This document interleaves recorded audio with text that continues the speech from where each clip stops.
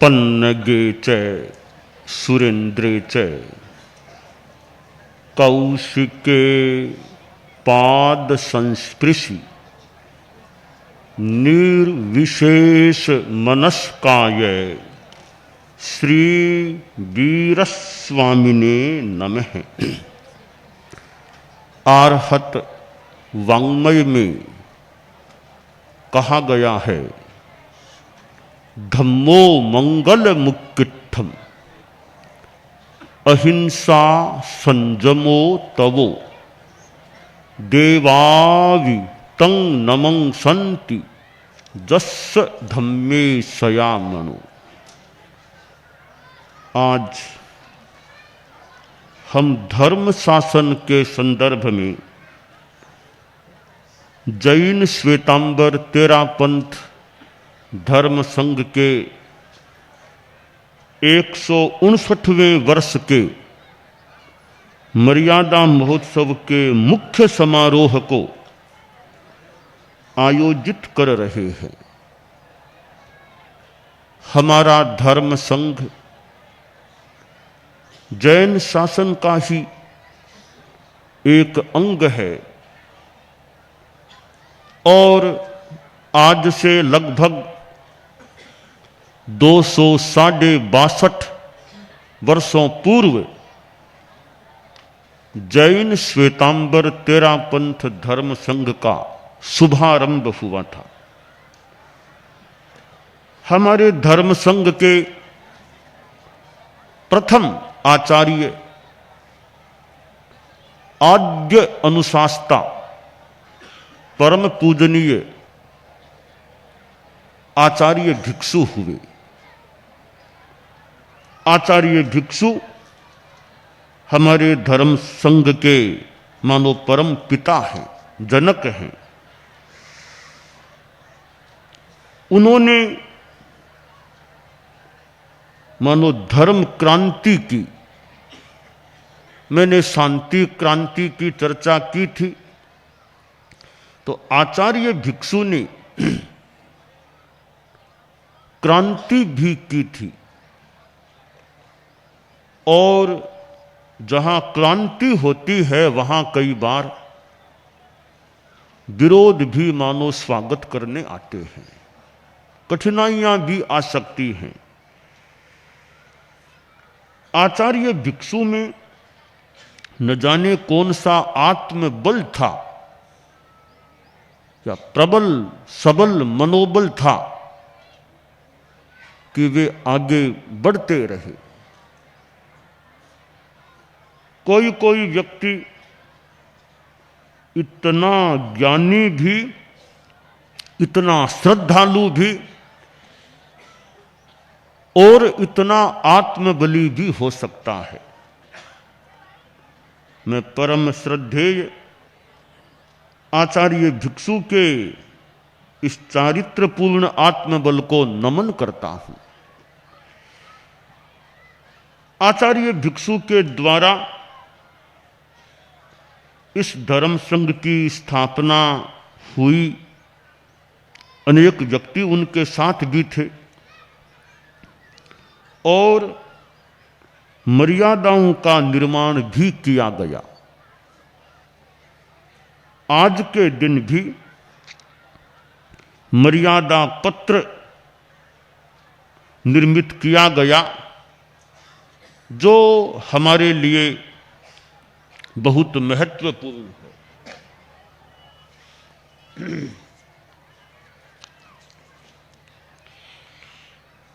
यह वह मर्यादा पत्र जिसको मैं चर्चित कर रहा हूं, एक पन्ना है, थोड़ा सा जीर्ण शीर्ण सा भी प्रतीत हो रहा है। इस एक पन्ने में साइन भी किए, हस्ताक्षर भी आगे किए हुए हैं और मर्यादा की बात भी लिखी हुई है। यह पत्र मानो हमारे लिए छत्र है, गण छत्र है। पत्र तो मान लें पुद्गल है, इस पुद्गल के भीतर जो बातें हैं, इसके ऊपर जो बातें हैं और उनकी जो आत्मा है, भाव है, वह भाव रूपेण हमारा गण छत्र बन जाता है। मैं इसमें लिखित बातों का भी पठन कुछ बाद में कर सकूंगा। आचार्य भिक्षु की उत्तराधिकार परंपरा चली। उन्होंने अपना उत्तराधिकार अपने सुशिष्य भारमल जी स्वामी को सौंपा। आचार्य भिक्षु के बाद परमवंद्य भारमल जी स्वामी ने हमारे धर्म संघ का नेतृत्व किया। आचार्य श्री भारमल जी ने रायचंद जी स्वामी को अपना उत्तराधिकारी बनाया और आचार्य श्री रायचंद जी स्वामी ने भी भारमल जी स्वामी के बाद अपना नेतृत्व धर्म संघ को प्रदान किया। यों क्रम से फिर परम पूजनीय जीतमल जी स्वामी मगवागणी, मानकगणी और डालगणी एक विलक्षण आचार्य हुए। वे पूर्ववर्ती आचार्य द्वारा स्थापित न होकर मानो धर्म संघ के द्वारा या धर्म संघ के प्रतीक या प्रतिनिधि के रूप में मुनिश्री कालूजी स्वामी रेलमगरा के द्वारा 7वें आचार्य घोषित हुए।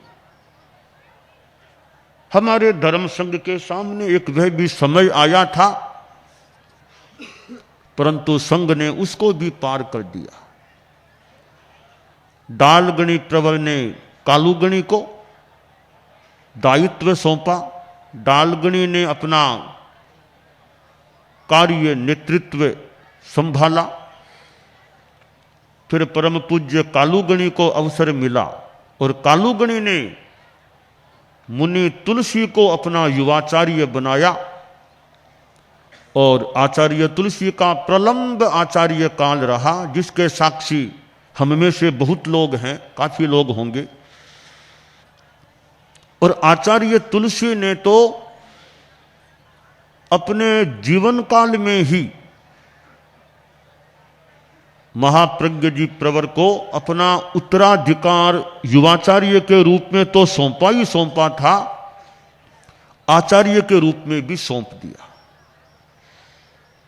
आचार्य महाप्रज्ञ जी का भी हमें करीब 13 वर्ष तो गुरुदेव तुलसी के बाद में या कुछ पहले भी इतने काल तक उनका धर्म नेतृत्व हमें प्राप्त हुआ। यों हमारे धर्म संघ ने अतीत में आचार्यों के 1 दशक का शासन प्राप्त किया था। आज भी हमारा धर्म संघ दूसरे दशक में, आचार्यों के दूसरे दशक में चल रहा है। हमारा धर्म संघ एकता वाला और अनुशासन वाला धर्म संघ है। यह कोई हमारी कोई पुण्याई क्या कहें, जो भी है कि एकता वाला धर्म संघ हमें प्राप्त है। एकता इस रूप में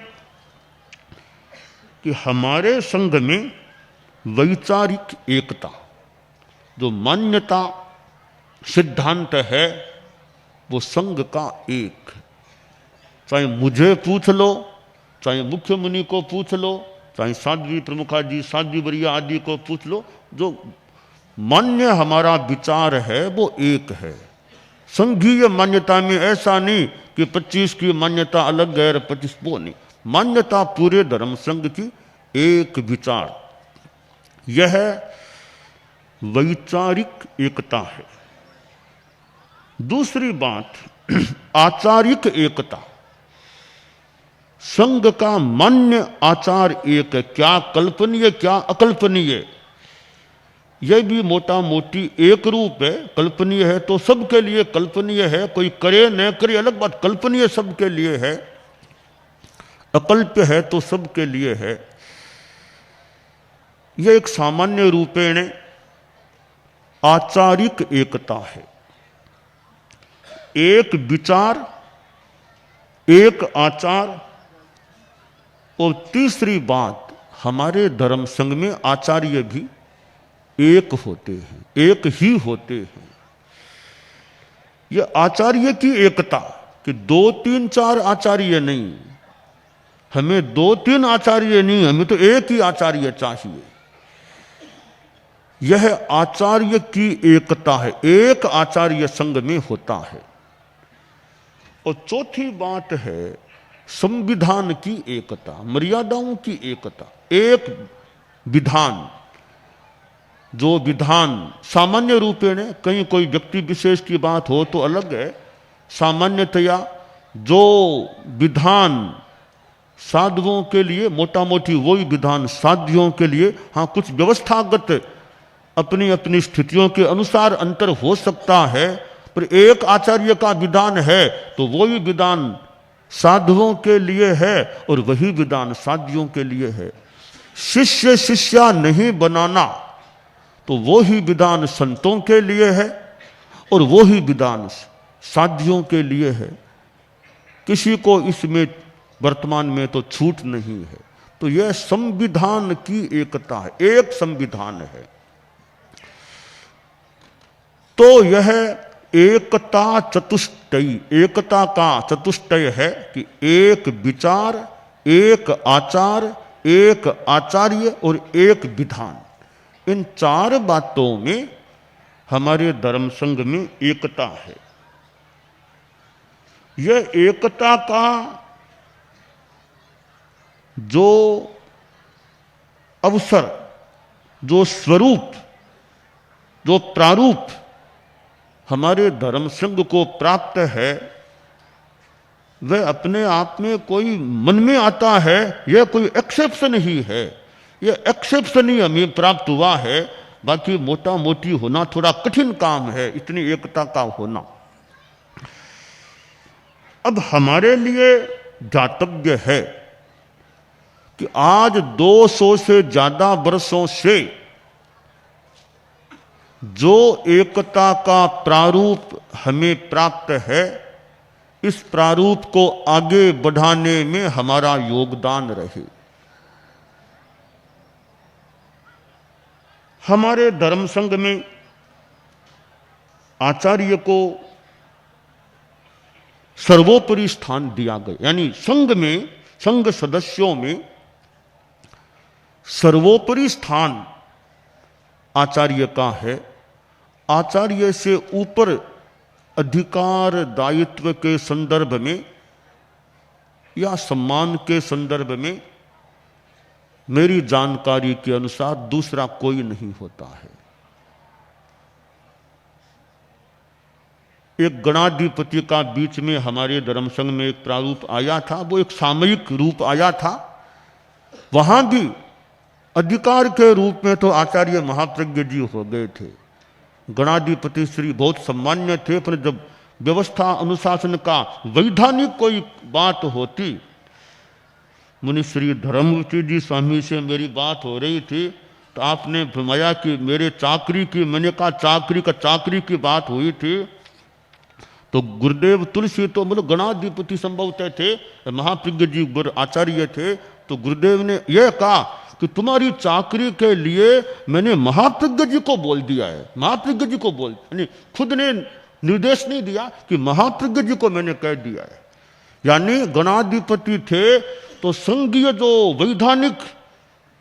वैधानिक आदेश निर्देश वो महाप्रज्ञ जी के द्वारा। इसका मतलब महाप्रज्ञ जी व्यवस्था के तंत्र में तो महाप्रज्ञ जी संभवतः सर्वोपरि हो गए थे, यानी आचार्य सर्वोपरि है। आचार्य को हमारे यहां एक श्रद्धा के केंद्र के रूप में भी प्रतिष्ठा प्राप्त है कि दर्शन करने जाओ, सेवा करने, तो मुख्यतया हमारे यहाँ आचार्य की सेवा करो, दर्शन करो, वो करो, उपासना करो। एक श्रद्धा का केंद्र भी आचार्य को एक स्थापित किया गया या हो गया है। परंतु जहां शासन की बात है तो वहां कोई मुझे पूछे कि आचार्य और शासन, अगर दोनों में कोई चिंतन करें कि दोनों में बड़ा कौन, तो मैं कहूंगा शासन बड़ा है। शासन बड़ा, मैं तो आचार्य तो स्वयं शासन के एक सदस्य हैं, बड़ा तो हमारा शासन है, हमारा मर्यादा, विधान, व्यवस्था, तंत्र, संघ वो बड़ा है। संघ से बड़े आचार्य भी नहीं है कि संघ हमारे लिए सर्वोपरि है। हाँ, आचार्य बहुत बड़े हैं, संघ में सबसे बड़े आचार्य हैं। तो जब संघ और आचार्य में कोई बात करनी हो तो संघ बड़ा है, गण बड़ा है, शासन बड़ा है, और शासन में आचार्य बड़े हैं। हमारे धर्म संघ में आचार्य को श्रद्धा स्थान भी संभवतः संप्राप्त है और अधिकार का भी सर्वोपरि स्थान प्राप्त है, क्योंकि साधु साधियों को आचार्य की आज्ञा को लांघने का भी त्याग कराया जाता है। साधु साधियों को आचार्य की आज्ञा को लांघने का त्याग है, केवल संकल्प नहीं, त्याग है। आचार्य की आज्ञा को लांघने का त्याग है। इसका मतलब कितना बड़ा अधिकार, आचार्य आज्ञा दे दे, अब उसको लांघने का तो त्याग है। आचार्य आज्ञा दे दे कि दायित्व में नहीं रहना या वहां नहीं जाना, तो नहीं जाना, तो नहीं जाना। यह एक बहुत बड़ा पावर का सेंटर आचार्य को बनाया गया है या बन गए हैं आचार्य। हमारे धर्म संघ में व्यवस्था तंत्र बड़ा सुंदर है। भिक्षु स्वामी का क्या कोई दिमाग था, कोई नियति थी, कोई योग था, अदृश्य संयोग था, जो भी था, ऐसा विधान बना है। उसके भीतर में अहंकार त्याग और ममकार त्याग की भी पुट है। अहंकार और ममकार का त्याग कैसे? अहंकार यों कि मुझे पद मिले, मुझे वो मिले, मुझे वो मिले, तो संघ का विधान कहता है पद के लिए उम्मीदवार नहीं बनना।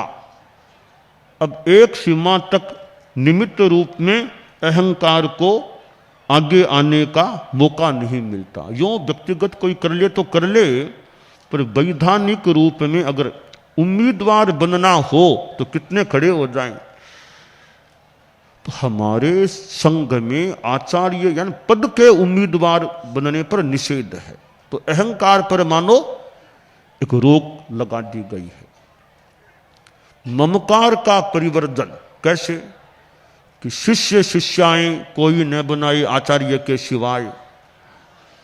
तो ममकार एक सीमा तक रुक सके, ऐसी स्थिति कि शिष्य तो कोई है नहीं, एक गुरु के ही सारे शिष्य हैं, तो ममकार हालांकि होने को तो हो जाए, पर वैधानिक रूप में शिष्य एक आचार्य के हैं तो किसी भी साधु से किसी भी साधु को लिया जा सकता है।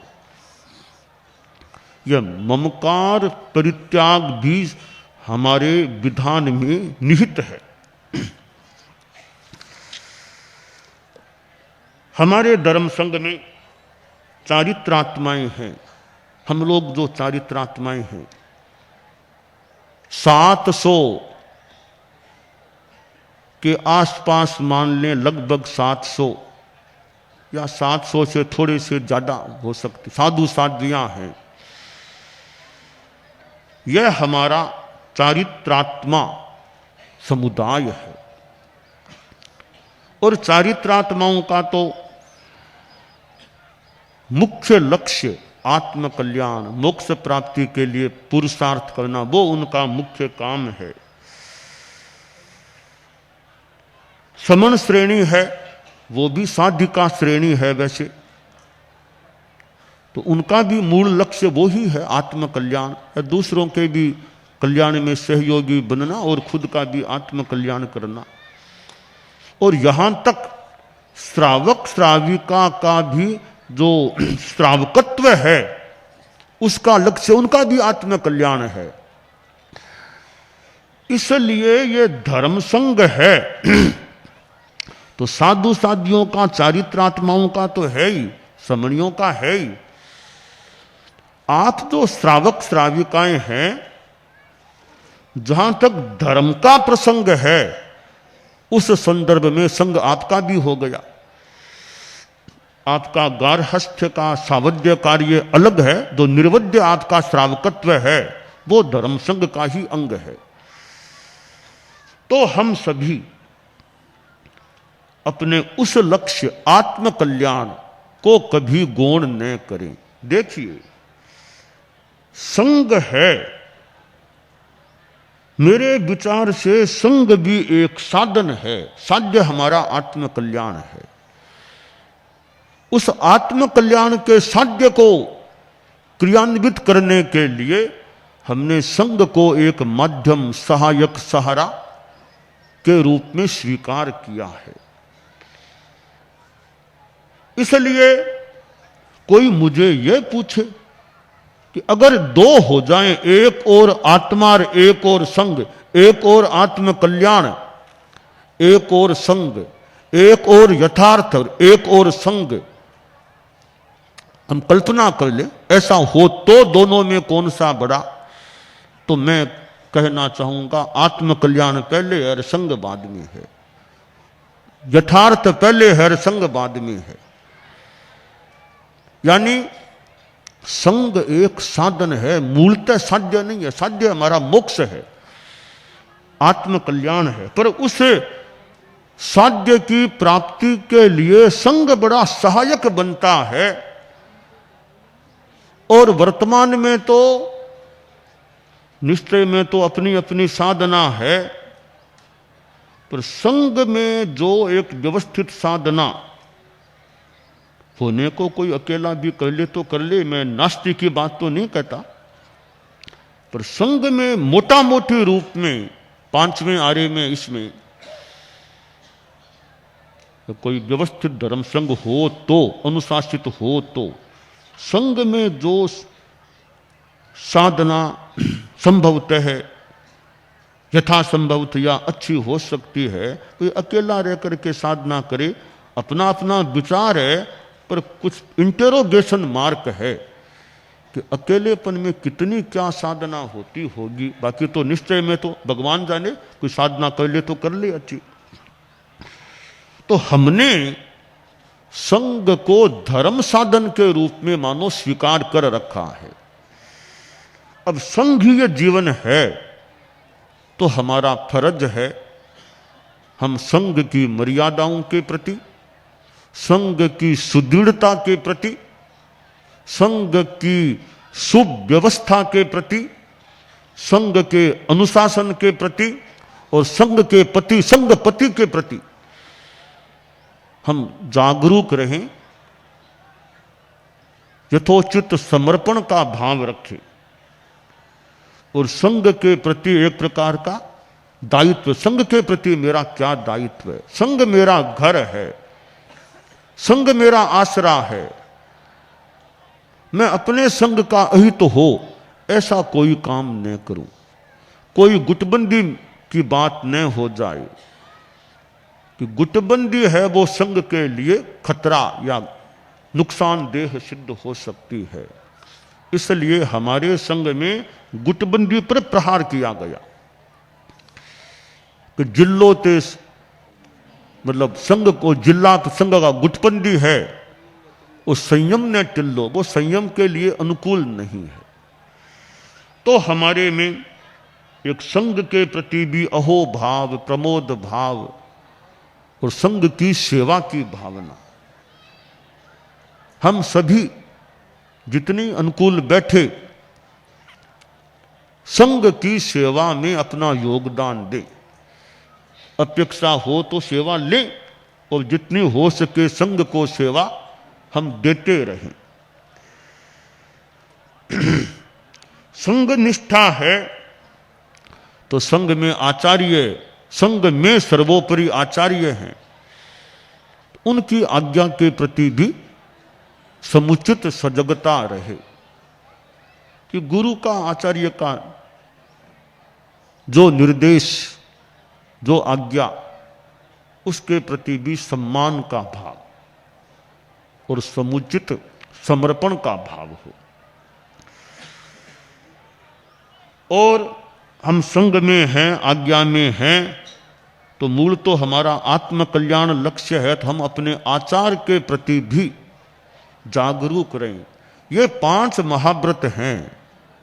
सर्व प्राणातिपात विरमण, सर्व मृषावाद विरमण, सर्व अदत्ता दान विरमण, सर्व मैथुन विरमण, सर्व परिग्रह विरमण। ये 5 महाव्रत हैं। इनको एक भाषा में बोलूं, 5 कीमती हीरे हैं या अमूल्य हीरे हैं। आप लोग गृहस्थ हैं, आप मेरे सामने दुनिया का कीमती से कीमती हीरा लाकर के रख दे, करोड़ों करोड़ों की कीमत वाला हीरा लाकर के मेरे सामने रख दें कि महाराज 15 करोड़ का हीरा, 17 करोड़ का हीरा आपके सामने रख रहे हैं, आप यह हीरा ले लो या आपका साधु पड़ने वाला हीरा छोड़ दो। तो हमारे शायद साधु लोग प्रेरणा दूं, ऐसा भोलप न करें कि 17 लाख करोड़ का हीरा तो ले लें, यह हीरा दे दें किसी को।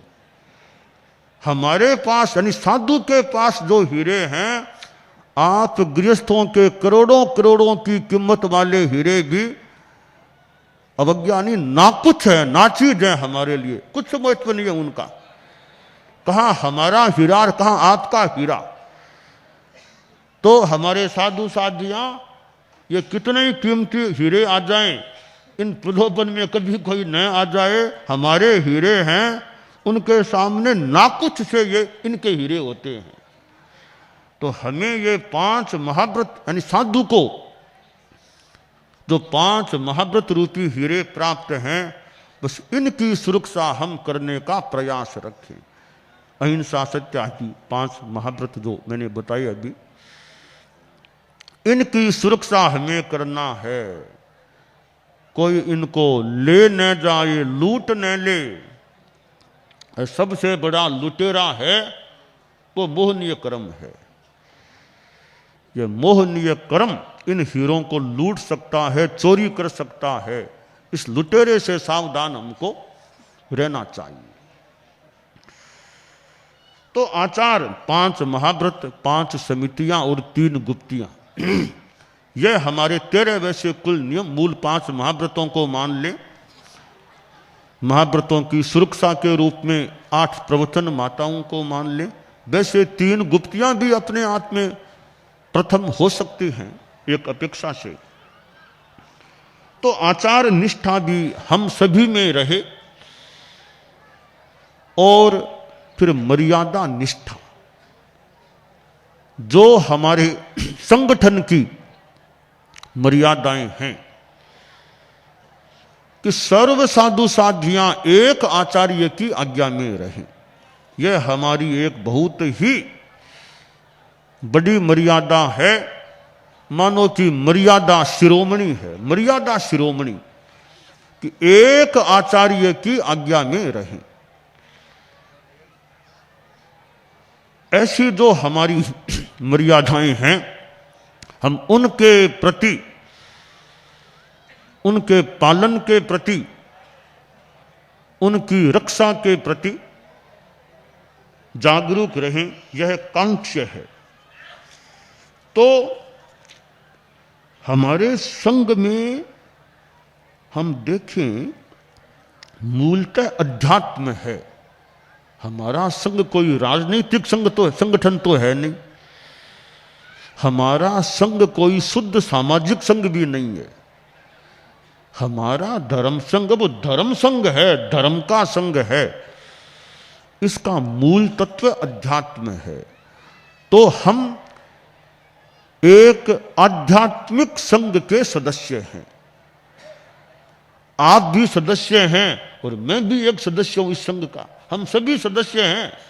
जहां सदस्यता का प्रश्न है तो मैं भी एक सदस्य हूं, आप भी एक सदस्य हैं, हम सभी सदस्य हैं। ठीक है, सदस्यों में एक प्रमुख होता है, वो विशेष बात है। तो हमारा कर्तव्य है हम इस अध्यात्म के खजाने को, इस अध्यात्म के प्राण तत्व को सप्राण बनाए रखने का प्रयास रखें कि अध्यात्म से हम हटे नहीं, डटे रहें कि भौतिकता कहीं साधन रूप में काम आ सकती है। मूल हमारे लिए भौतिकता नहीं, आध्यात्मिकता है। तो यह धर्म संघ हमारी साधना में सहयोगी है और हम आचार्य यानी साधु साध्वियां समणियां भी, श्रावक श्राविकाएं, हम सब इस संघ के अंग हैं। तो हम बड़ी विशुद्ध भावना से इस संघ में साधना करें और अंतिम दम तक, यानी बीच में कहीं भी छोटी मोटी तुच्छ बातों के कारण से न हमारे मन में न श्रावक श्राविकाओं के मन में विचलन न आए छोटी मोटी बात को लेकर। कि जैसे कि कोई समाज का प्रसंग आया, समाज की बात आ गई कि ऐसा नहीं करोगे हम तेरा पंथ को छोड़ देंगे। यह तो भूल भरी बात है, यह भूल भरी बात है। समाज संबंधी कोई बात हो, कोई आर्थिक बात हो, कोई भौतिक बात हो, समाज के संगठन संबंधी बात का यह बात नहीं मानी जाएगी हम तेरा पंथ को ही छोड़ देंगे। यह शब्द निकालना भी अपने आप में बढ़िया बात नहीं होती। समाज का अलग थोड़ा पक्ष है, धर्म संघ का अलग पक्ष है। समाज में भवन बनते हैं, जमीन होती है, पैसे की बात होती है, कहीं कहीं दो पार्टियां भी समाज में, सभा एक संगठन हमारे जो हैं उनमें कई दो पार्टियां भी कहीं हो जाए किसी बात को लेकर, उनसे भी धर्म संघ ऊपर है। तो समाज की बातों को लेकर श्रावकों के मुख से यह नहीं निकलना चाहिए ऐसा नहीं मानोगे हम तेरा पंथ को छोड़ देंगे। यह बात निकलना एक संघ के प्रति अनास्था का प्रतीक हो सकता है।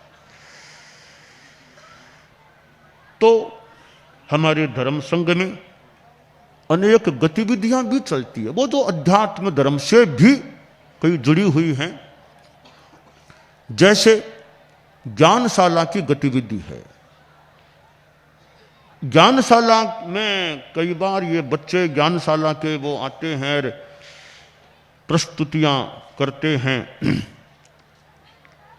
तो मैं उनकी प्रस्तुतियों को सुनता हूं, देखता हूं, या सुनता हूं ज़्यादा मान लो, कभी देखता भी हूं, तो मुझे कुछ संतोष भी मैं अनुभव करता हूं कि बच्चों के लिए अच्छा उपक्रम चल रहा है।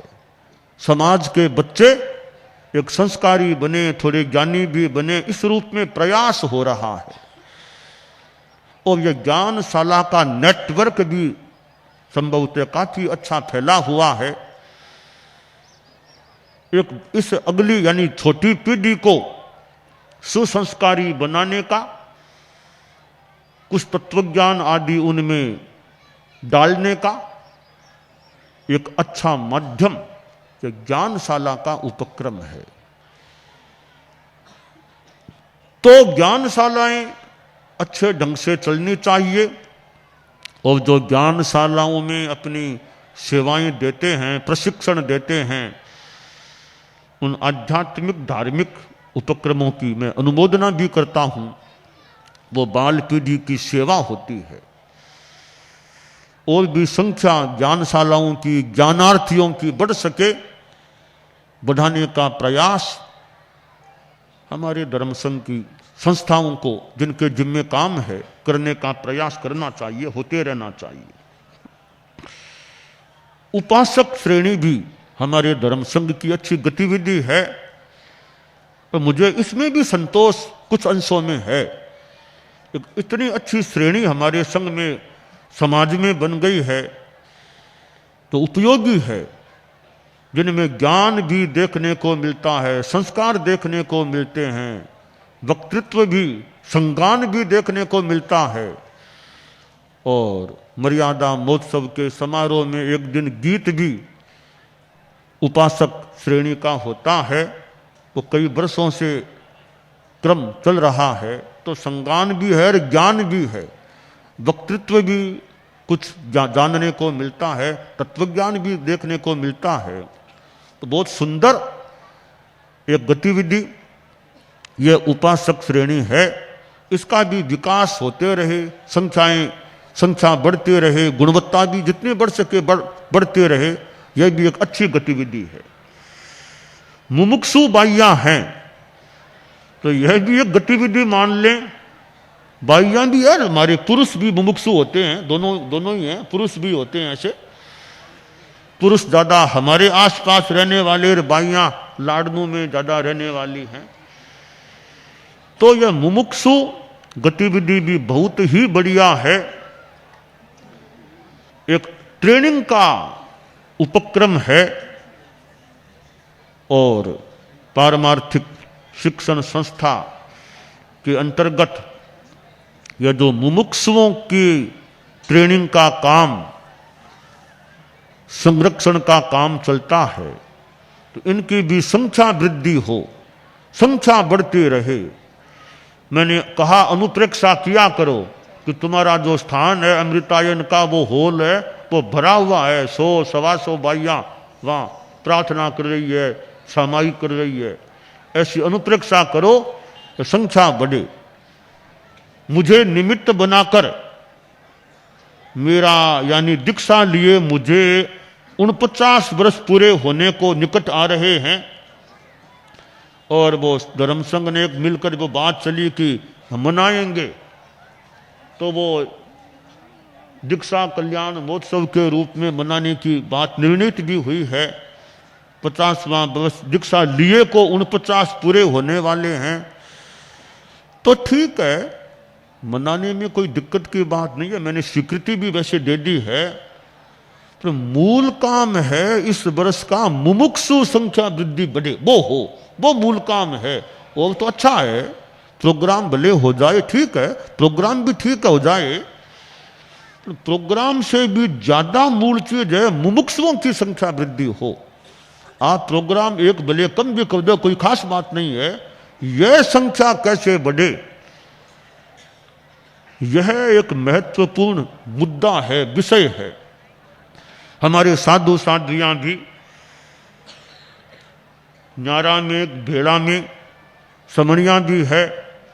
कोलकाता में एक 13 पंथ कॉन्फ्रेंस हुई थी सन 2017 में, उसमें यह विषय भी चला था, संख्या बढ़े साधु साध्वियों समणियों की। कईयों ने एक जिम्मा लिया था कि हम इतना करेंगे, हम इतना करेंगे। अब वो जिनको याद हो तो याद ध्यान दे, जिम्मा लिया था तो कितना पूरा हुआ और कितना नहीं हुआ, या और जानकारी हमसे कभी कर ले कितना जिम्मा लिया था। तो मुमुक्षुओं की संख्या वृद्धि भी हो, ऐसा भी प्रयास होना चाहिए। तो मेरी दीक्षा के दिन को लेकर के 50वें वर्ष के संदर्भ में यह दीक्षा कल्याण महोत्सव भी आयोजित होना स्वीकृत है।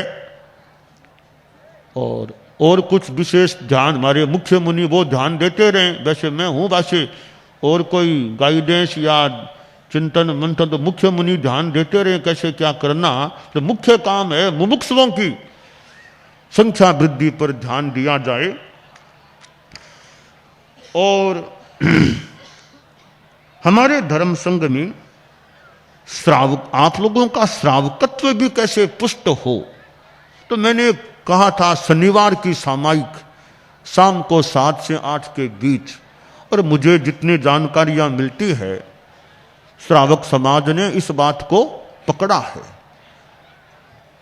और वह भी क्रम अच्छा चलता रहे। शनिवार की शाम 7 से 8 के बीच, 7 के बाद सामायिक का संकल्प लेना, 8 से पहले पहले सामायिक काल पूरा हो जाए, इस रूप में वो सामायिक का क्रम भी अच्छे ढंग से चलते रहना चाहिए। और मैंने सुमंगल साधना का एक और प्रारूप दिया है जो श्रावक संदेशिका में भी आया हुआ है। उसके जो विधि विधान हैं उसके अनुसार सुमंगल साधना को ग्रहण करके श्रावकत्व को और ज्यादा निखारा जा सकता है। वैसे मुख्य मुनि श्रावकों के लिए, शादी वरिया श्राविकाओं के लिए बताने में, जानकारी देने में, सहयोग देने में अपना योगदान दे सकती हैं, देते भी हैं। और हमारे धर्म संघ में कई लोक कल्याणकारी गतिविधियां भी चलती हैं, जैसे अनुव्रत है। परम पूज्य आचार्य तुलसी ने जो अनुव्रत का कार्य प्रारंभ किया, आगे बढ़ाया, उसको भी अब उसका 75वां वर्ष लगने वाला है। फाल्गुन शुक्ला द्वितीया, परम पूज्य कालूगणी का जन्म दिवस, उस दिन यह अनुव्रत का उपक्रम 75वें वर्ष में प्रविष्ट होने जा रहा है। तो वह भी एक वर्ष, 75वां वर्ष है अनुव्रत अमृत महोत्सव। तो वो भी एक त्याग व्रत के पुष्टिकरण के रूप में, अनुव्रत की जानकारी देने के रूप में, प्रचार के रूप में, जिससे अनुव्रत की चेतना जागे लोगों में, वैसा प्रयास होना चाहिए। अनुव्रत विश्व भारती सोसाइटी जो इस उपक्रम की देखरेख मुख्यतया करने वाली है, वह संस्था भी इस नैतिकता संयम के आंदोलन को, इस अमृत महोत्सव को सुनियोजित तरीके से आयोजित करने का प्रयास करे, जहां त्याग, संयम, नैतिकता की बात हो। प्रेक्षा ध्यान भी एक लोक कल्याणकारी गतिविधि, और जैन विश्व भारती की ये कई संस्थाएं हैं जो इनसे जुड़ी हुई भी किसी रूप में हैं। तो हमारी ध्यान की गतिविधि जो गुरुदेव तुलसी आचार्य महाप्रज्ञ जी से जुड़ी हुई है, इसका प्रारंभ जुड़ा हुआ है। प्रेक्षा ध्यान के भी हमारे अनेक जो साधक लोग या प्रशिक्षक लोग, वे भी इस प्रेक्षा ध्यान को भी स्वयं करने और दूसरों को कराने में यथा योग्य अपना योगदान देते रहे। जीवन विज्ञान भी एक लोक कल्याणकारी हमारी गतिविधि है, शिक्षा जगत से जुड़ी हुई है। तो वह मुख्य अनुव्रत विश्व भारती सोसाइटी के अंतर्गत है। तो विद्या संस्थानों में जीवन विज्ञान आगे बढ़े, उस दृष्टि से भी समुचित प्रयास वांछनीय है। तो इस प्रकार हमारा धर्म संघ एक अनेक गतिविधियों वाला है, जहाँ साहित्य की गतिविधि भी, कितना साहित्य हमारे यहाँ सृजित हुआ है, अभी भी कार्य चलता है। और इन कार्यों में आगे बढ़ाने में हमारे साधु साधियों का भी योगदान, धार्मिक आध्यात्मिक जो गतिविधियां हैं उनमें प्रेरणा देने में साधु साधियों का भी अपना, जो हमारे इससे जुड़े हुए हैं चारित्रात्माएं, वे भी अपनी सेवा देते हैं। निर्वध्य सेवा उनकी भी अनुमोदनीय है। अच्छा श्रम जो उनका है वो समर्थनीय है यथा योग्य। कल्याण परिषद हमारे धर्म संघ में जो एक विदाउट एनी रजिस्ट्रेशन, वो एक जो मंच है कल्याण परिषद का, मैं सोचता हूं कि एक समाज की दृष्टि से एक सर्वोपरि निर्णायक मंच कल्याण परिषद है। यानी ये जितनी भी केंद्रीय संस्थाएं हैं वो उसकी अंगभूत हैं। कल्याण परिषद का बैनर है, छत्र छाया है, वो उसके तहत ये केंद्रीय संस्थाएं, उन्हीं संस्थाओं का एक ये मंडल बना हुआ है। तो कल्याण परिषद भी अपना अच्छा कार्य करती रहे और वह धर्म संघ के लिए मुझे बहुत ही उपयोगी, जहाँ चिंतन होता है, मंथन होता है, कहीं कड़ाई की बात भी हो सकती है। तो कुल मिलाकर के यह कल्याण परिषद बहुत अच्छा कार्य कर रही है, बहुत अच्छा उपक्रम है। हमारे धर्म संघ में जैसे समाज में यह कल्याण परिषद है, और कल्याण परिषद का ये एक हिस्सा विकास परिषद भी है। विकास परिषद के भी 4 सदस्य हैं। साधु साध्वी संघ में बहुश्रुत परिषद है। इसमें हमारे 7 मेंबर्स हैं। बहुश्रुत परिषद के 7 सदस्य चारित्रात्माओं में हैं।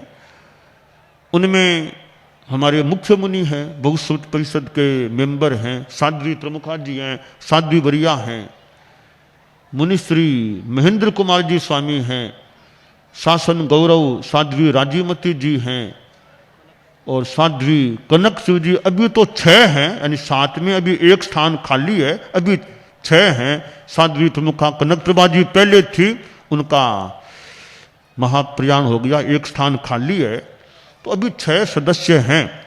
और इस बहुश्रुत परिषद के संयोजक वंदनीय मुनिश्री महेंद्र कुमार जी स्वामी, जो भी बॉम्बे में हैं, उधर हैं, वो संयोजक हैं।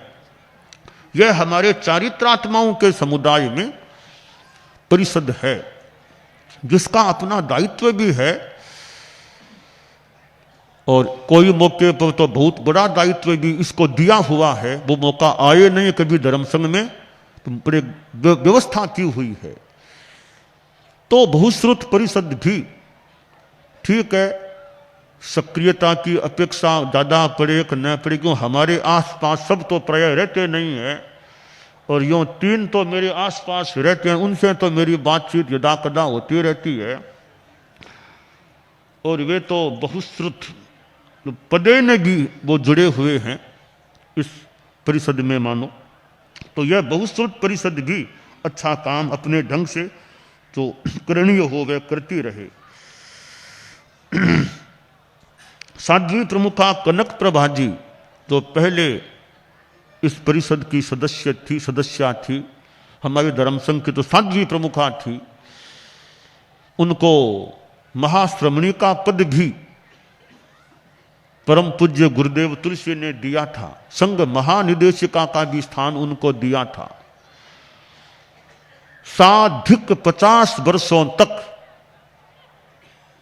वे हमारे संघ में साध्वी प्रमुखा रही थी, और सन 2022 में उनका दिल्ली में महाप्रयाण हो गया था। आज वो पहला मर्यादा महोत्सव है जो साध्वी प्रमुखा कनक प्रभा जी के महाप्रयाण के बाद आया है। ठीक है, सृष्टि का नियम है। तो उन्होंने भी हमारे धर्म संघ को सेवाएं दी थी। आचार्यों की 3 पीढ़ी के काल में उन्होंने अपना योगदान दिया था। तो मैं उनका भी, उनके योगदानों का भी स्मरण करता हूं। और आज उनकी अनुपस्थिति में यह पहला मर्यादा महोत्सव, उनके बाद पहला मर्यादा महोत्सव आया है। साध्वी प्रमुखा कनक प्रभा जी के महाप्रयाण के बाद लगभग 2 महीनों के बाद मैंने विस्तृत विभा जी को फिर उनके स्थान पर, यानी साध्वी प्रमुखा के स्थान पर नियुक्त किया था। अब कनक प्रभा जी साध्वी प्रमुखा जी नहीं हैं, तो हमें साध्वी प्रमुख का विस्तृत विभाजी प्राप्त है। वो अब साध्वी समुदाय की आचार्यों के अनुशासन के अंतर्गत देख रेख करने वाली है या अपना दायित्व निर्वाह करने के लिए नियुक्त है। तो साध्वी प्रमुख का विस्तृत विभाजी भी हमें सेवा दे रही हैं। तो आप भी खूब अच्छे ढंग से लंबे काल तक सेवा देते रहें, स्वास्थ्य अच्छा रहे। इतना बड़ा साध्वी समुदाय जहाँ 550 से भी संभवतः कुछ ज़्यादा संख्या में साध्वियाँ हैं, बड़ा साध्वी समुदाय है। तो कनक प्रभा जी साध्वी प्रमुखा जी नहीं रही, वो तो दुनिया का नियम है। अब विस्तृत विभाजी साध्वी प्रमुखा जी साध्वी समुदाय में हैं। तो साध्वियाँ भी साध्वी प्रमुखा जी के देख रेख में और में अच्छा विकास करें, साध्वी प्रमुखा जी का उचित मान सम्मान भी रखें, इनकी सेवा का भी ध्यान रखें। सेवा शुश्रूषा का भी खासकर परिचारक साध्वियाँ हैं। अब छोटी छोटी बात में बहुत नीची सीढ़ियाँ है, थोड़ा हाथ का सारा दे के थोड़ा कहीं अच्छी तरह तो जैसा वो परिचर्या का भी जो भी दवाई आदि जो अपेक्षा हो तो अच्छी सेवा भी होती रहे, साध्वी प्रमुखा जी से सेवा मिलती रहे। तो साध्वी प्रमुखा विस्तृत विभाजी के मनोनयन के बाद भी पहला मर्यादा महोत्सव ये आया है, पहला महोत्सव आया है। तो साध्वी प्रमुखा जी भी ऐसे प्रौढ़ हैं, वर्षों से हमारे तंत्र से जुड़े हुए रहे हैं, खूब अच्छा काम करते रहे। पहले मैं कहा करता था कि साध्वी प्रमुखा कनक प्रभा जी नंबर 1 पर है, नंबर 2 पर विस्तृत विभाजी, अब नंबर 1 पर हो गए हैं। अब सर्वोपरि है, साध्वी समुदाय में सर्वोपरि हैं। पहले मैं कहता साध्वी वरिया नंबर 3 पर, अब नंबर 2 पर आ गई है साध्वी वरिया। तो साध्वी वरिया संबुद्ध जैसा है, वह भी हमारी व्यवस्था तंत्र से जुड़ी हुई है, इस पद पर है साध्वी वरिया के। और समण श्रेणी की आध्यात्मिक देखरेख का जिम्मा, क्योंकि मेरे से ज़्यादा संपर्क समणियों के संदर्भ में ज़्यादा मुख्यतया संपर्क साध्वी वरिया से रहता है, तो समणियों में भी अच्छा विकास हो, संख्या भी यथा योग्य घटत बढ़त हो सकती है, विकास हो, साधना का, कार्य का, विदेश में कैसे अच्छा काम हो, और भी हमारे विभिन्न कार्यों में समणियों का योगदान रहे। और समण श्रेणी भी हमारे वैसे बहुत उपयोगी है, अनेक क्षेत्रों में इस श्रेणी का उपयोग, भले शिक्षा अध्यापन का कार्य हो, भले समाज की सार संभाल में भी, और ये विदेश आदि आदि शिक्षा में कितना इनका उपयोग है, तो ये भी हमारे उपयोगी है। और वैसे सन्यासी हैं, गृह त्यागी हैं, तो गृह त्यागी होना बहुत बड़ी बात है। तो ये भी सुंदर एक हमारी धर्म संघ की श्रेणी है, इसका भी बढ़िया उपयोग होता रहे। तो हम लोग तो हैं ही वैसे, तो साध्वी वरिया भी ध्यान देते रहे कैसे समण श्रेणी का भी अच्छा विकास हो। जैसे साध्वियों की चित्त समाधि की बात है, तो वही बात इनके लिए, इनकी भी चित्त समाधि है, तो इनका ध्यान देना, वो आध्यात्मिक संदर्भों में साध्वी वरिया ध्यान देती रहे। साध्वी वरिया वैसे मुझे लगा सक्रिय भी है, ध्यान दे भी रही है। तो समण श्रेणी का भी अच्छा विकास हो, अच्छा कार्य करे, ज्ञान का विकास भी हो, प्रेक्षा ध्यान का भी विकास हो, ध्यान कर सके, करा सके। और जहाँ कहीं वक्तव्य देना हो, कोई सेमिनार हो, कोई कॉन्फ्रेंस हो, तो वहाँ जैन धर्म के बारे में बताना हो, तेरा पंथ के बारे में बताना हो, अच्छी तैयारी के साथ वो प्रस्तुति करें। और समणियों में प्रतिभा भी प्रतीत हो रही है, तो अच्छा खूब विकास होता रहे समण श्रेणी का। साध्वी वरिया भी अपनी सेवाएं दे ही रही हैं, देती रहे यथा योग्य, यह वांछनीय है। हमारे मुख्य मुनि तो मेरे आसपास रहते हैं, और मेरे व्यवस्था जो हमारा व्यवस्था तंत्र है उसमें मुख्य मुनि पद पर भी हैं, और मेरे सचिव के रूप में ये लेखन आदि में और में व्यवस्था संबंधी निर्देशों को लेने आदि में, और भी हमारे चिंतन मंथन में वो साथ रहते हैं। तो मुख्य मुनि भी खूब अच्छा काम करते रहें, सेवा देते रहें, अपना ज्ञान का विकास भी करते रहें, और चिंतन अनुभव का विकास भी करते रहें, खूब अच्छी सेवा भी देते रहें। तो हमारे धर्म संघ में वर्तमान में जो व्यवस्था तंत्र है, उनमें एक आचार्य के मुख्य एक व्यवस्था सहयोगी के रूप में 3 हैं। यानी मुख्य मुनि हो ही गए मेरे साथ। फिर साध्वी प्रमुखादि साध्वी समुदाय के संदर्भ में साध्वी वरिया समण श्रेणी मुमुक्षु श्रेणी आदि के संदर्भ में मुख्य मुनि हमारे व्यवस्था तंत्र में लेखन निर्देश संदेश आदि आदि में जो भी कार्य करने में यह हमारा एक प्रबंधन का एक जो तंत्र है उसका एक प्रारूप है। हमारे साधु साध्वियों में साधना की बात है और हमें प्रमाद से बचने का प्रयास रखना चाहिए। आजकल ये मोबाइल फोन बहुत गृहस्थों के पास रहता है और हम चारित्रात्माएं हैं, उनके लिए यह सावधानी की अपेक्षा है कि मोबाइल फोन कहीं हम प्रमाद का निमित्त प्रमाद का कारण न बन जाए। तो हम चारित्रात्माओं को अपना संयम, न्यारा में रहो, भेड़ा में रहो, गुरुकुलवास में रहो, वीर विहार में कहीं रहो, हमें अपना संयम का ध्यान रखना चाहिए कि मोबाइल फोन हमारे प्रमाद का कारण न बन जाए। और गृहस्थों को भी ध्यान रखना चाहिए भी कि साधु साधियों के प्रमाद में कहीं मोबाइल फोन निमित्त न बन जाए। तो हमारी धारा नियम बने हुए हैं, अनुशासन संहिता में उल्लिखित हैं, उसके प्रति भी हमारी जागरूकता रहनी चाहिए, यानी प्रमाद न हो जाए। वैसे हमारे साधु साधियाँ इतनी साधना करने वाले हैं, संयमी हैं, त्यागी हैं, गृहस्थ त्यागी हैं, तो कहीं कोई प्रमाद न हो इसके प्रति हम सभी चारित्रात्माओं को यहाँ है न्यारा में हैं जागरूक रहना चाहिए। जैसे मोबाइल फोन का अनावश्यक कोई बात भी गृहस्थों को भी कह करके भी उसको बताओ, वो भी जितना कम हो। ऐसा नहीं आधा घंटा पौन घंटा बैठे मोबाइल फोन से गृहस्थ बात करता रहा, जितना अपना बचाव हो, हाथ में तो लेना ही नहीं, और भी जितना यानी अनावश्यक मोबाइल फोन के उपयोग में चारित्रात्माओं को अवांछनीय रूप में नहीं जाना चाहिए। यह हमें जागरूकता रखनी चाहिए। हमारे यहाँ साधु साध्वियाँ साधन का उपयोग करते रहे हैं पिछले वर्षों में। अब उस पर थोड़ा हमने एक नियंत्रण लगाया है। वो 1 जनवरी 2023 के दिन के 1 बजे से लागू हो गया है।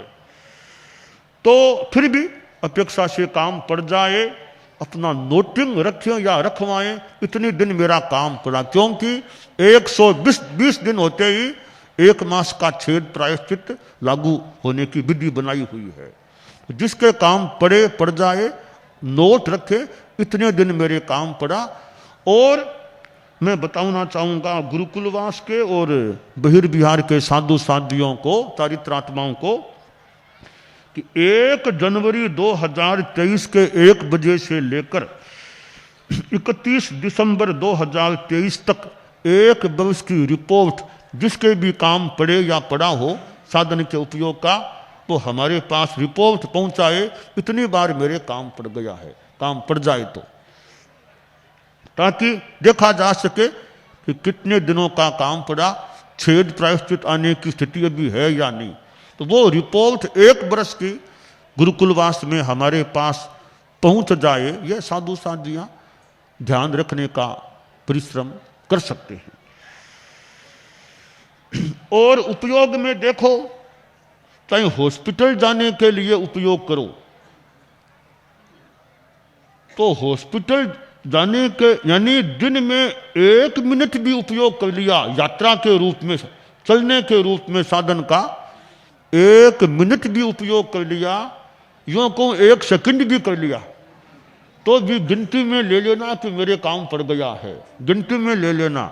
मेरे पास जिज्ञासाएं आई हैं, उसको गिनती में लें क्या, तो मैं सबको बता सकता हूं, सबके लिए, कि चाहे हॉस्पिटल जाना हो,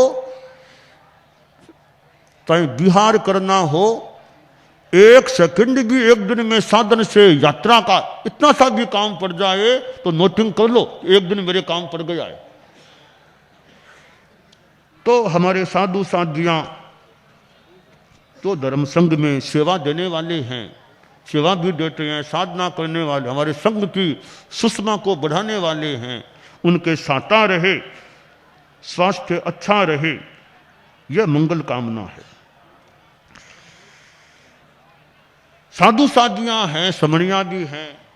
ये 6 चीजें हैं, लहसुन, प्याज, आलू, मूली, गाजर, शकरकंद। इन 6 चीजों के भक्षण से हमें बचना चाहिए। थोड़ी हमें जागरूकता भी कि हमारे गोचरी में और में वो चीजें न आ जाए। 6 चीजें, लहसुन, प्याज, आलू, मूली, गाजर, शकरकंद, तो हमारी मर्यादावली में भी दी हुई हैं। इनके प्रति भी हमारी जागरूकता रहे। और श्रावक श्राविकाएं हैं, वे भी जितना इनका त्याग कर सकें, ये लहसुन, प्याज, शकरकंद, गाजर, आलू, मूली, जितना आप लोग भी त्याग कर सकें, पूरा करें, थोड़ा करें, 1 साल का करें, जितना कर सकें उतना करें तो अच्छा है। एक संयम हो, अहिंसा भी हो, तो जितना हो सके श्रावक श्राविकाओं को भी इन 6 चीजों का परित्याग करने का प्रयास करना चाहिए।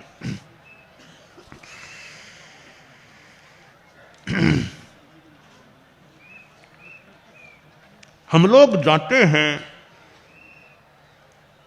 तो ये जगह जगह बैनर भी बनते हैं, ये बैनर लगा, होर्डिंग से बैनर है, तो उसमें इतना सा आप ध्यान रख लें कि बैनर में जो फोटो लगते हैं तो आचार्य के सिवाय और किसी का फोटो, चारित्रात्माओं का आचार्य के सिवाय, युवाचार्य अभी है नहीं, अथवा आचार्य युवाचार्य के सिवाय किसी भी चारित्रात्मा का और फोटो कहीं बाजार में एक बैनर पर कहीं नहीं लगना चाहिए। ये जुलूस आदि में लोग लगा देते हैं जो फोटो आदि, या ठिकाने के आसपास, तो एक आचार्य और कभी हो तो युवाचार्य, इन 2 के सिवाय, या आचार्य के साथ ग्रुप फोटो, उसमें कोई दिक्कत की बात नहीं है, मूल आचार्य ग्रुप फोटो साथ हो सकती है अपेक्षा हो तो। अन्य व्यक्तिगत चारित्रात्माओं का बैनर आदि में कहीं फोटो का उपयोग नहीं करना चाहिए। यानी हम लोग जाते हैं क्षेत्रों में, प्रवेश करते हैं तो बैंड बाजा बजता है। कई बार ये बाजे वाले आते हैं, ये बाजा, ढोल, ये आते हैं। तो हालांकि श्रावक संदेशिका में अपनी व्यवस्था है कि वो अनिवार्य अंग नहीं माना जाए, वो विधान तो है, पर मेरे लिए मैं जहां जाऊं तो आप लोग बैंड बाजा ढोल ये न करें तो अच्छा है, कोई बैंड बाजा नहीं चाहिए। अब कोई कह दे भी दूसरे समाज के लोग ले आए भी, आप उनको पहले ही समझा दो भी कि हमारे बैंड बाजा की जरूरत नहीं है। तो आप तो कह देते हैं, मान लो कि भी हमने नहीं किया, दूसरों ने किया, आप आपके ही तो गांव के लोग हैं तो आप उनको समझा दें भी कि हमारे ये इसकी अपेक्षा नहीं है अभी। तो ये बैंड बाजा का आप बचाव रखें, यह आपको बताया जा रहा है। क्योंकि अब पहले से ही आप लोग पहले से ही ध्यान दे लेना, बाद में एंड टाइम पर रोकना करना इतना बढ़िया भी न लगे थोड़ा, तो पहले से ही आप लोग, तेरापंथी सभा है, व्यवस्था समिति, पहले से ही ध्यान दे ले कि हमारे जुलूस में ये ढोल बैंड बाजार न जुलूस में न कोई मकान के आसपास खड़े होके बजाएं, तो यह कोई खास बात नहीं है। हमारी अपनी सादगी पूर्ण अच्छा जुलूस चले, कोई बैंड बाजा से नहीं। स्कूल के बच्चे भी बैंड बाजा, वो बच्चे आए भले, बैंड बाजा की अपेक्षा नहीं है कोई। तो इसका आपको, हालांकि नियम में तो ये इतना ही है कि अनिवार्य अंग नहीं माना जाए, पर मैं अपने लिए, मेरे जुलूस आदि के लिए बता रहा हूं कि ऐसा आप लोग यथासंभव क्या ध्यान रखें। और क्योंकि वो कहीं कहीं फिर मैं सोचूं भाई कब एंड टाइम पर क्या तो मनाही करें, कैसे रोकें, तो एंड टाइम पर ना करें तो पहले ही ध्यान दे लें, ज़्यादा बढ़िया रह सकेगा।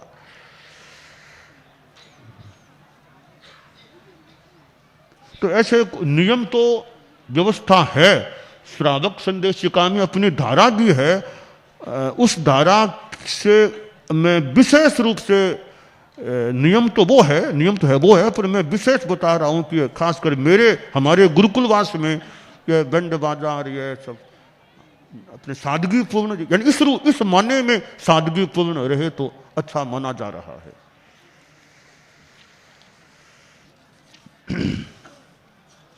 हमारा ये दायित्व में मर्यादा महोत्सव हो रहा है, और कई वर्षों पहले जो कुछ कहा था वो धीरे धीरे बात आगे बढ़ते बढ़ते मुनि रजनीश कुमार जी बैठे हैं, तो ये दोनों बार ये पहले इधर 2012-13 में जब उधर रसोल के बाद आना हुआ, तभी उसके बाद फिर वो कोयम्बतूर में भी वो वायुतु की बात चली, और तो वायुतु का मर्यादा महोत्सव मुनि रजनीश जी से ये संसार पक्ष में जुड़ा हुआ गांव है। रजनीश जी ने भी अपना दायित्व यानी कई बार आए हैं, ध्यान दिया होगा, तो निर्वध्य काव्यों की अनुमोदना हो रही है हमारी ओर से तो, और रजनीश जी खूब अच्छा सेवा देते रहे, खूब विकास करते रहे, संघ को खूब सेवा देते रहे, अच्छा छाता रहे, खूब अच्छा काम करते रहे। आगे हमें यथासंभवतया अब मुंबई की ओर जाना है, बीच में गुजरात भी है, कुछ राजस्थान, फिर गुजरात भी है, आगे बॉम्बे मुंबई चतुर्मास कहा हुआ है, आगे मर्यादा महोत्सव भी कहा हुआ है। तो मुंबई में जाऊं तो वहां दीक्षा समारोह करने की भी इच्छा है मुंबई में, और चतुर्मास में प्रवेश हो जाने, चातुर्मासिक प्रवेश के बाद मैं सोचा है कि आषाढ़ शुक्ला 11 चौमासा लगने से पहले पहले आषाढ़ शुक्ला 11 29 जून 2023 को मुंबई में वहाँ हमारा जो जहाँ है वो जो भी स्थान होगा, दीक्षा समारोह करने का भाव है। और उस दीक्षा समारोह में समणी दीक्षा देने की भी इच्छा है। समणी दीक्षा तो मुमुक्षु भाइयों में मुमुक्षु अंकिता, मुमुक्षु संजना, मुमुक्षु आयुषी जसोल, मुमुक्षु समता, इनके नातीले भी हों, कोई परिवार के माता पिता आदि कोई हों तो वो भी आगे कर सकते हैं।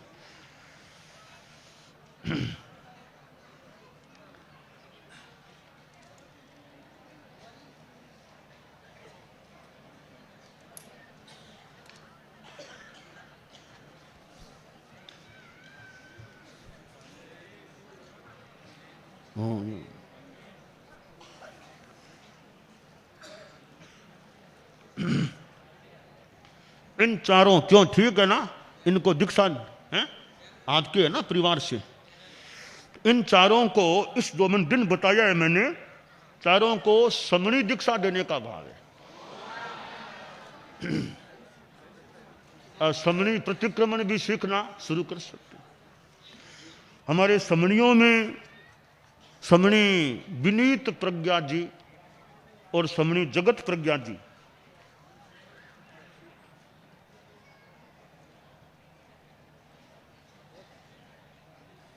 इन दोनों जो समणी काल में रह रही है, कई वर्ष हो गए समणी रहते रहते, तुम दोनों को उसी मुंबई के दीक्षा समारोह में साध्वी दीक्षा देने का भाव है।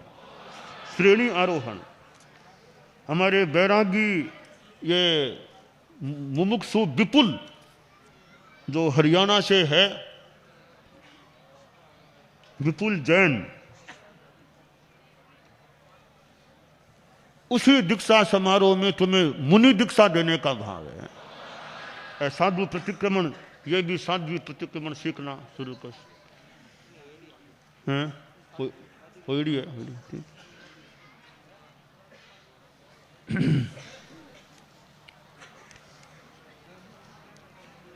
ये इतनी दीक्षाएं तो हैं, और कोई आगे जुड़ेगी या पहले पीछे होगी, ये इतनी दीक्षाएं तो निर्णित की जा रही हैं।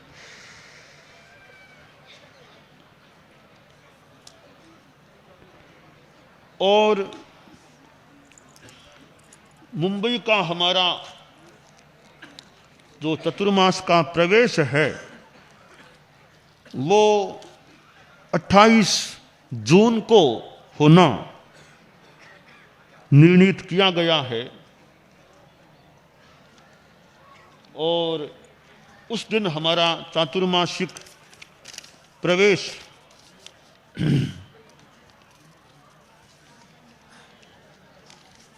मुंबई में प्रवास चातुर्मासिक प्रवास स्थल में हो सकेगा और वो जो प्रवेश का समय है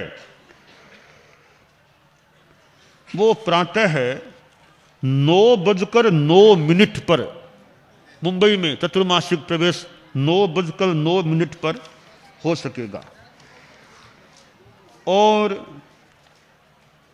चतुर्मास के समापन के बाद जो विहार होना है वो भी हमारा फिर 28 नवंबर 2023 को मिक्सर बद्दी एकम को प्रातः है लगभग 10:15 बजे हो सकेगा। 10:15 बजे। हाँ ठीक है।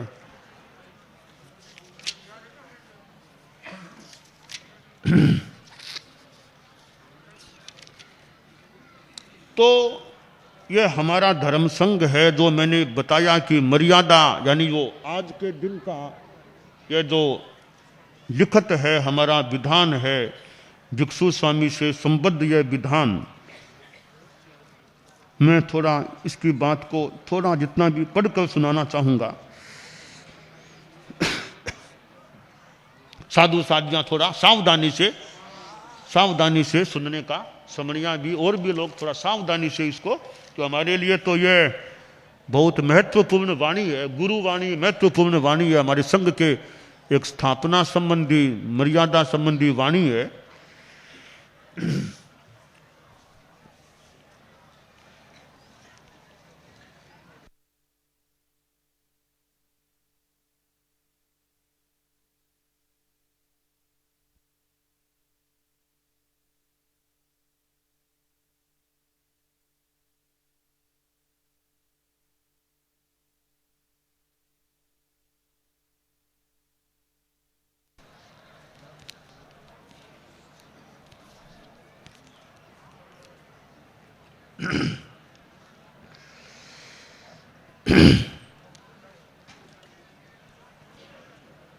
ये भाषा तो वैसे राजस्थानी भाषा है पर हमारे लिए बहुत महत्वपूर्ण है। रिख भीखण सर्वसाधारण मर्यादा बांधी संबत 1832 रे वर्ष। अब हम एक प्रतीक के रूप में कहते हैं ते तो सर्व कबूल छे तीन मर्यादा मासू वीर भाण तिलोक चंद्र भाण ए मर्यादा लोप ने भागल हुआ ते तो जिन मार्ग शू टलिया त्याने तो 10मो प्राचित दिया बिना माही लेवारा त्याग गए सर्वसाधारण छे कि वे आगली मर्यादा रे कायक फेर नवी मर्यादा बांधी छे ते लिखिए छे सर्व साधु साध्विया ने पूछी ने यांक ना कहवाई ने मर्यादा बांधी छे ते लिखिए छे सर्व साध्वी भारमलजीरी आज्ञा माए चालनो शेखा काल बिहार चौमासो करनो ते भारमलजीरी आज्ञा शू करनो आज्ञा लोप ने बिना आज्ञा कठे ही रहनो नहीं दीक्षा देनी ते पिण भारमलजी रे नामे देनी दीक्षा दे ने आण सूपणो चेलारी कपड़ारी साताकारी ये खेतरेरी इत्यादि अनेक बोलारी ममता कर करने अनंता जीव चारित गमाय ने नरक निगोद माही गया छे भले भेक धार्यारा एवा चैन देखा छे तिणसु शिखा दिकरी ममता मिटावण रो विनय मूल धर्म ने न्याय मार्ग चालन रो उपाय कीधो छे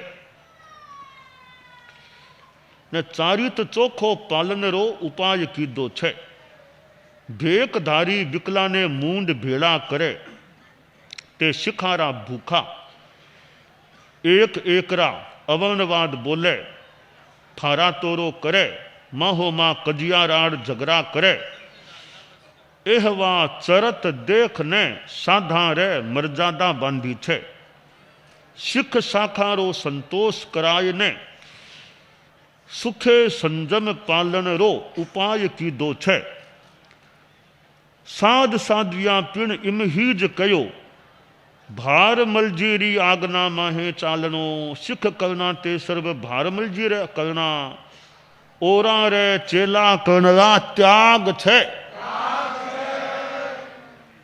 जाव जीव लगे, भारमल जी पिण चेलो करे, ते पिण बुद्धवंत साधु कहे, ओ साधपना लायक छे, बीजा साधा ने प्रतीत आवे ते वो करनो, बीजा साधा ने प्रतीत नहीं आवे तो नहीं करनो, कीदा पछे कोई अजोग हुए तो पिण बुद्धवंत साधा रे कयासू छोड़ देनो, किणी देशी रे कयासू छोड़नो नहीं, नव पदार्थ ओढ़ खाए ने दीक्षा देनी, आचार पाला छा तिन रीते चोखो पालनो, इन आचार माहे खामी जानो तो अबारू कही देनो, पछे माहो मां तान करनी नहीं, किन ही में दोष भास जाए तो बुद्धवंत सादरी प्रतीत कर लेनी, पिन खांच करनी नहीं, भारमल री इच्छा आवे, जद गुर भाई अथवा चेला ने टोलारो भार सौंपे, जद सर्व साध साध्या उनरी आज्ञा माहे चालनो, एह भी रीत परंपरा बांधी छे, सर्व साध साध्वी एकन री आज्ञा माहे चालनो, एह भी रीत बांधी छे, साध साध्यारो मार्ग चाले जठा ताई, कदा कोई उसब कर्म रे जोगे टोला मासू थारा तोरो करे ने एक दो तीन आदि निकले, घनी धुरताई करे, बुगल ध्यानी हुए, त्याने साध सरधना नहीं, चार तीर्थ माही गिणवा नहीं, याने चतुर्विध तीर्थरा निंदक जानवा, एहवाने बांधे ते जिण आज्ञा बारे छे, कदा कोई फिर दीक्षा ले ओरा साधा ने असाध श्रद्धायवा ने, तो पिण उनने साध सरधनो नहीं, उनने छिरविया तो वो आल दे काढ़े, तिनरी एक बात माननी नहीं, उन तो अनंत संसार आरे की दो दिशे छे, कदा करम धक्को दीदा टोला शू टले तो उनरे टोलारा साध साध्यारा अंश मात्र हुंता अनहुंता, अवर्णवाद बोलनरा अनंता सिद्धारी, पांचों ही पदारी आन छे, पांचों ही पदारी साक्षु पचकान किया है, साध साध्यारी शंका परे, जो बोलनरा पचखान है, कदाऊ बिटल होय सूस भांगे तो हलुकर्मी न्यायवादी तो न माने, उन सरीखो बिटल कोई माने तो लेखा में नहीं, हिवे किण ही ने छोड़नो मिलनो पड़े, किण चर्चारा बोलरो काम पड़े, तो बुद्धवान साध विचार ने करनो, भले सरदारो बोल पिण बुद्धवंत हुए, ते विचार ने संचय बेसाननो, कोई बोल न बेसे तो तान करनी नहीं, केवल याने बढ़ावनो, पिण खांच अंश मात्र करनी नहीं, 20 कोस 40 अथवा अलगी दूर चौमासो उतरिया अथवा शेखा काल कपड़ो जाच्यो हुए, तो आप रे मते फाड़ तोड़ने बेंत बेंत ने पहलनो नहीं, कदा जरूरी काम पड़े तो जाडो जाडो तो बांट लेनो, मैं तो आचार्यनी आज्ञा बिना बांटनो नहीं, मैं तो आचार्य आगे आन ने मिलनो, आचार्य जथा जोग इच्छा आवे जू दे ते लेनो, तिनरी पाछी बात चलावनी नहीं, इनने मई दीदो इनने मोटो दीदो एम कहनो नहीं, किणने करम धक्को देवे ते टोला शू न्यारो हुए तो इन सरदारा भाई भाई हुए तिया रहणो नहीं। एक भाई भाई हुए तिया रहणो नहीं। बाटे बेटा एक रात कारण पड़िया रहे तो पांचों बिगड़ी अने बिगे ने सूखरी खावारा त्याग छे। अनंता सिद्धारी साख करीने छे भले टोला में उपगरण करे तो पाना परत लिखे ते टोला में थका परत पाना पात्रादिक सर्व वस्तु जाचे ते साथे ले जावणरा त्याग छे। एक बोदो चोलपट्टो मुंह पत्ती एक बोदी पुछेवड़ी खंडिया उपरंत बोदा रजूहरण उपरंत साथे ले जावणो नहीं। उपगरण सर्व टोलारी नेसराई सादारा छे और अंश मात्र साथे ले जावणरा पचखान छे। अनंता सिद्धारी साख करने छे कोई पूछे या खेतरा में रेंडरा सूस क्यों कराया किन्ने यूं कहनो रागा देखो बद तो जानने कलेश बद तो जानने उपकार घट तो जानने इत्यादिक अनेक कारण जानने कराया छे। तिलोक चंद चंद्र भाण ने 10मो प्रायश्चित दिया बिन माही लेणरा त्याग छे। ए तो महादगादार छे माही लेवारा जोग नहीं छे। भले कोई याद आवे ते लिखनो तिनरो पिण ना कहणरा त्याग छे। सर्व कबूल छे सर्व साधारा परिणाम जोईने रजा बंद कर्या कना अया कना शू जुदो जुदो कई वाई ने मर्यादा बांधी छे। जिनरा परिणाम चोखा हुए ते आ मर्यादा ने ए सूस आरे होई जो कोई शर्मा शर्मीरो काम छे नहीं। मुंडे और ने मन में और इम तो साधु ने कलनो नहीं।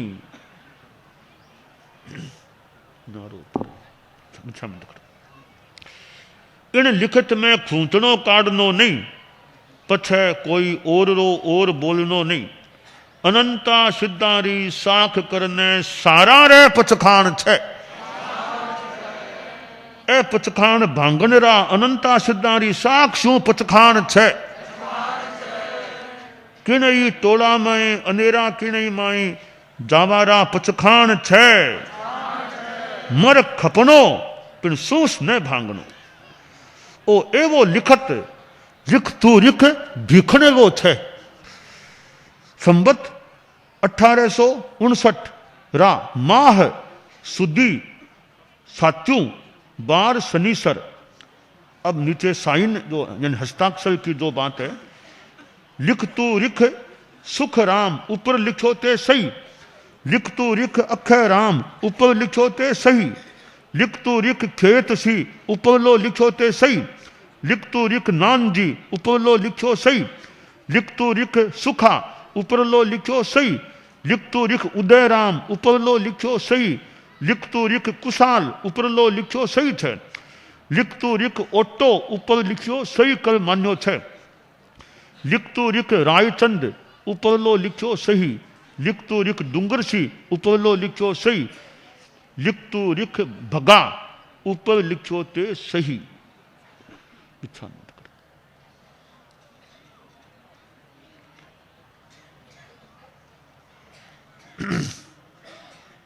तो ये हमारा वो लिखत जो ये आचार्य भिक्षु से संबद्ध है जो एक जीवन शीर्ण सा थोड़ा पन्ना वो एक थोड़े से अच्छे पन्ने में प्रतिलिपि की हुई है। मूल पन्ना हमारा तो पहला पन्ना वो ये। अब हमारा एक गीत भी आज के मौके के संदर्भ में रचा हुआ है। वो गीत भूरी भूरी में गीत उसी भूरी में ठीक है।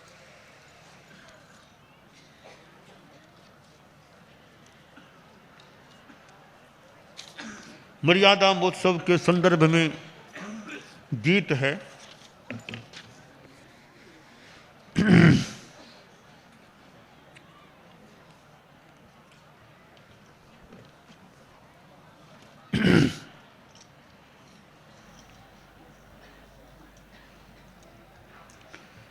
जैन शासन का सुखद साया हमें मिलता रहे।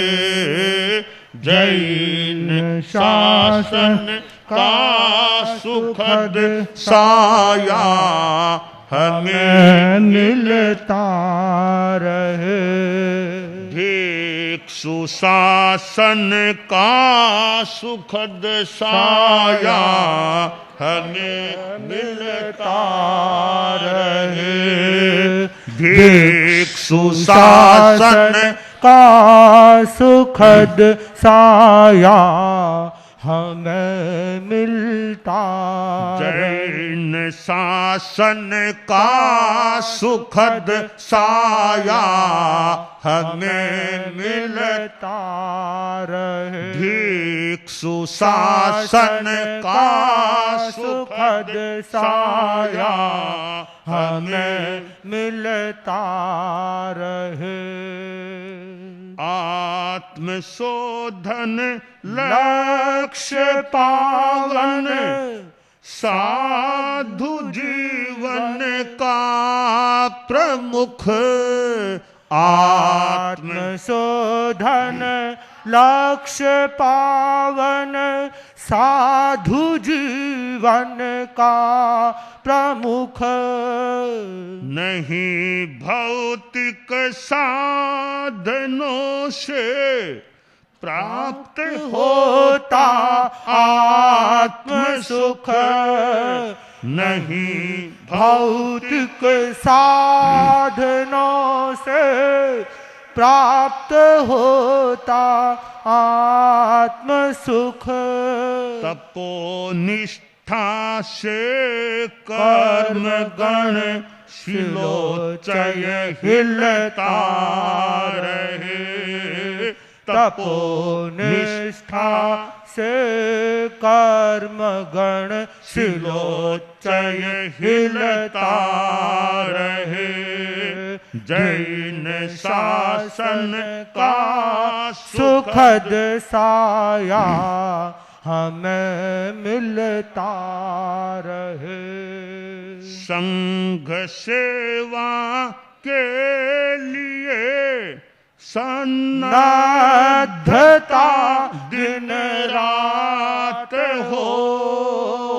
संघ सेवा के लिए सन्नाद्धता दिन रात हो। स्वार्थ चिंतन गौण संग हितैषिता अवदात हो। स्वार्थ चिंतन गौण संग हितैषिता अवदात हो। सामुदायिक चेतना का पुष्प वर खिलता रहे। सामुदायिक चेतना का पुष्प वर खिलता रहे। भिक्षु शासन का सुखद साया हमें मिलता रहे। संघ शास्ता के निदेशन का उचित सम्मान हो। संघ शास्ता के निदेशन का उचित सम्मान हो। लक्ष्य पूर्वक सुगुरु इंगित दृष्टि का संज्ञान हो। लक्ष्य पूर्वक सुगुरु इंगित दृष्टि का संज्ञान हो। आर्य आज्ञा अनुसरण में नहीं विशिथिलता रहे।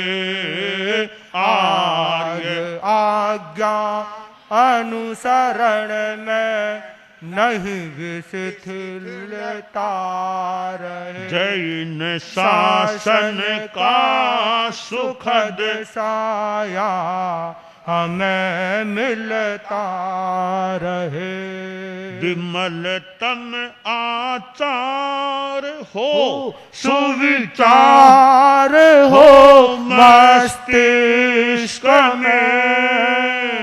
विमलतम आचार हो सुविचार हो मस्तिष्क में। शुद्ध दर्शन की महत्ता मूल की जो वृक्ष में। शुद्ध दर्शन की महत्ता मूल की जो वृक्ष में। साधु संस्था में सदा चारित्र निर्मलता रहे। साधु संस्था में सदा चारित्र निर्मलता रहे। भिक्षु शासन का सुखद साया हमें मिलता रहे। नियम निर्माता सुगुरु स्तवनीय चिर स्मरणीय है। नियम निर्माता सुगुरु स्तवनीय चिर स्मरणीय है। नियम ग्रंथों का पठन औचित्य युत करणीय है। नियम ग्रंथों का पठन औचित्य युत करणीय है। विशद मर्यादा प्रशिक्षण संघ में चलता रहे। विशद मर्यादा प्रशिक्षण संघ में चलता रहे। जैन शासन का सुखद साया हमें मिलता रहे। मना मर्यादा महोत्सव बाय तू में हम रहे। मना मर्यादा महोत्सव बाय तू में हम रहे। धीर प्रभु श्री भिक्षु स्वामी पूज्य वर को नम रहे।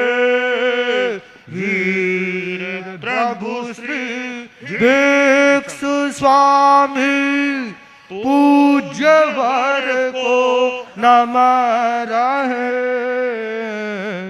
चेतना में ज्ञान दीपक निरंतर जलता रहे। चेतना में ज्ञान दीपक निरंतर जलता रहे। भिक्षु शासन का सुखद साया हमें मिलता रहे। पूज्य तुलसी वंद्य बालू सूनु को प्रण मन करे। पूज्य तुलसी वंद्य बालू सूनु को को प्रण मन करें। साधना से आत्मरिपुओं